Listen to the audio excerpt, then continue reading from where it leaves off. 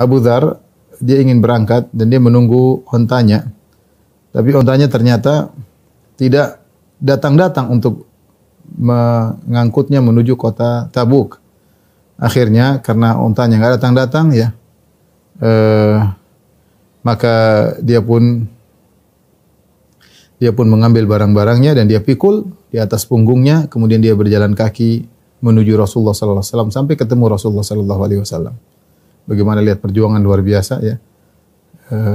Dia menyusul jalan kaki ya, sambil mikul barang-barang alat-alat perangnya, ya, barang-barang keperluan safarnya dia pikul, dia jalan menuju ketemu Nabi sallallahu alaihi wasallam. Ibnu Ishaq menyebutkan ya, ketika Rasulullah sallallahu alaihi wasallam berjalan menuju ke Tabuk, ya maka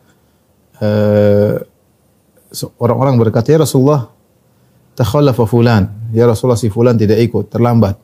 Rasulullah SAW mengatakan, da'uh fa in yaku fihi khairun fasayalhiquhu Allah Ta'ala bikum. Kalau orang itu baik, tentu Allah akan buat dia menyusul kalian. Wa iyyaku ghaira dzalik faqad arahakumullahu minhu. Kalau ternyata orang terlambat tersebut tidak baik, maka Allah sudah istirahatkan kalian dari orang tersebut. Ini kalau dia baik, Allah akan buat dia nyusul.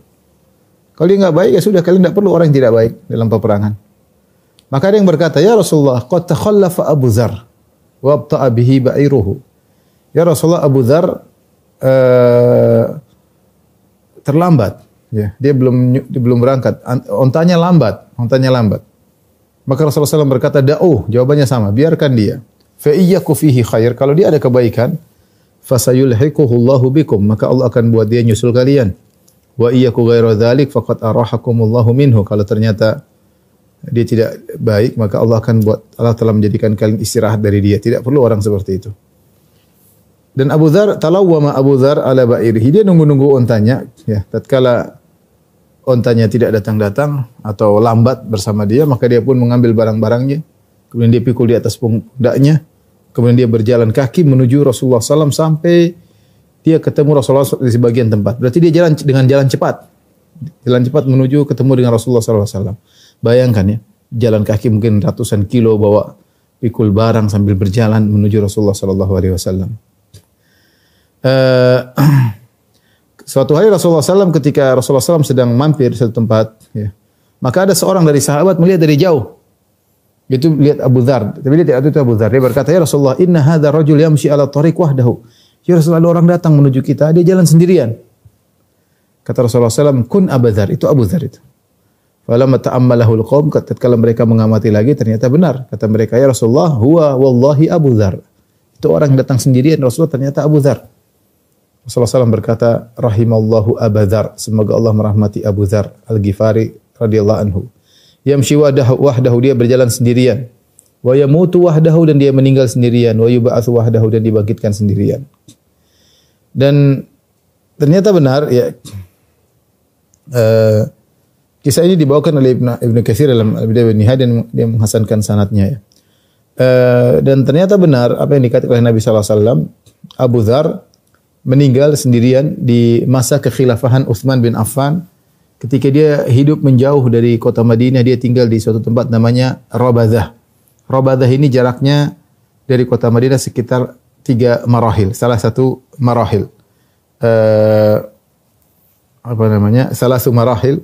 Dan marhalah itu, ada yang mengatakan satu marhalah 40 kilo, ada yang mengatakan 20 kilo. Yaitu jarak dari kota Madinah kira-kira 100-an kilo. 100-an kilo. Karena sebagian jumhur ulama mengatakan jarak safar marhalatan. 2 marhalah.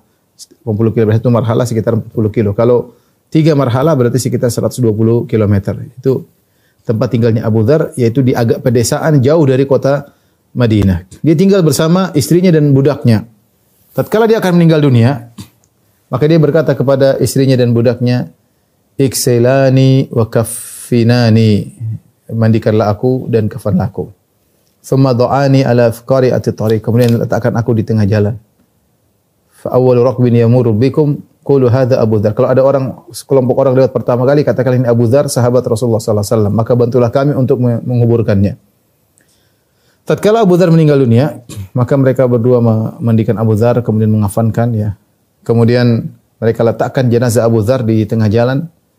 Maka datanglah Abdullah bin Mas'ud radhiyallahu anhu dengan sekelompok orang dari ahli Irak, dari penduduk Irak, mereka sedang umrah. Mereka tiba-tiba kaget melihat ada jenazah di tengah jalan. Ya. Hampir-hampir onta mereka menginjak jenazah tersebut. Maka sang budak segera bangkit menuju mereka dan berkata, "Hadza Abu Dzar, sahibu Rasulullah sallallahu alaihi wasallam." Ini Abu Dzar, sahabat Nabi, bantulah kami untuk menguburkannya. Maka Abu Ibnu Mas'ud radhiyallahu anhu pun menangis, ya, ketika melihat Abu Dzar meninggal di daerah tersebut yang jauh dari kota Madinah. Maka Ibnu Mas'ud berkata, "Shadaqa Rasulullah sallallahu alaihi wasallam, sungguh benar Rasulullah sallallahu tamshi wahdak, engkau berjalan bersendirian wahai Abu Dzar, wa tamutu wahdak, dan kau meninggal sendirian wahai Abu Dzar." Kemudian mereka pun turun, kemudian mereka menguburkan Abu Dzar. Dalam riwayat yang lain disebutkan, ketika Abu Dzar akan meninggal dunia, maka dia berkata kepada istrinya, "Fala tabki, jangan kau menangis, wa abshiri, bergembiralah wahai istriku. Fa inni sami'tu Rasulullah sallallahu alaihi wasallam yaqul, aku sungguh telah mendengar Rasulullah sallallahu alaihi wasallam bersabda, la yamutanna rajulun minkum bi falati minal ardi yashhaduhu isabatun minal mu'minin." Sungguh benar-benar akan salah seorang dari kalian meninggal dunia di tempat yang jauh dan akan dihadiri oleh sekelompok kaum mukminin. Walaysa min ulaika nafar ahadun illa waqad mata fi qaryatin aw jamaah. Ketika Nabi bilang demikian kepada sekelompok sahabat, di antaranya ada Abu Dzar, dia mengatakan salah seorang dari kalian akan meninggal di tempat yang jauh, tapi jenazahnya dihadiri oleh sekelompok kaum mukminin. Ternyata selain saya dalam rombongan tersebut semuanya sudah meninggal. Dan semuanya meninggal di kota, tidak ada di Ardin Falat, tidak ada di tempat yang jauh. Kecuali saya. Wa inni ana alladhi amutu bi falatin, dan akulah orang yang dibilang Nabi akan meninggal di tempat yang jauh. Wallahi ma kadzabtu wa la kudzibtu. Demi Allah, aku tidak berdusta dan aku tidak didustai oleh Nabi sallallahu alaihi wasallam. Dia tenangkan istrinya, jangan khawatir, akan ada orang yang menghadiri jenazahku. Karena istrinya bilang, "Gimana ya suamiku? Kita jauh sendiri. Gimana saya mau gali kuburan sendiri, ngurusin kamu?" Kata Abu Dzar, "Jangan khawatir. Nabi yang pernah bilang, salah seorang dari kalian akan meninggal di tempat yang jauh, tapi akan ada sekelompok orang menghadiri jenazahnya." Benar. Ternyata Abu Dzar meninggal, kemudian dihadiri jenazah oleh Ibnu Mas'ud dengan rombongan yang sedang berumrah. Rasulullah SAW pernah memuji Abu Dzar dan berkata, "Ma adhallatil khadra wa la aqallatil ghabra ala dhi lahjatin asdaq min Abi Dzar." Tidak ada yang dinaungi oleh langit dan tidak ada yang ditumpui oleh bumi, ya, seorang yang paling jujur seperti Abu Dzar, ya. Yang paling jujur seperti Abu Dzar, ya. Abu Dzar radhiyallahu anhu dipuji oleh Nabi sallallahu alaihi wasallam. Taib, Abu Dzar akhirnya bergabung dengan Nabi sallallahu alaihi wasallam meskipun terlambat, tapi dia berhasil menyusul Rasulullah sallallahu alaihi wasallam meskipun jalan kaki. Ini bagaimana perjuangan para sahabat semangat untuk bisa ikut dalam perang Tabuk.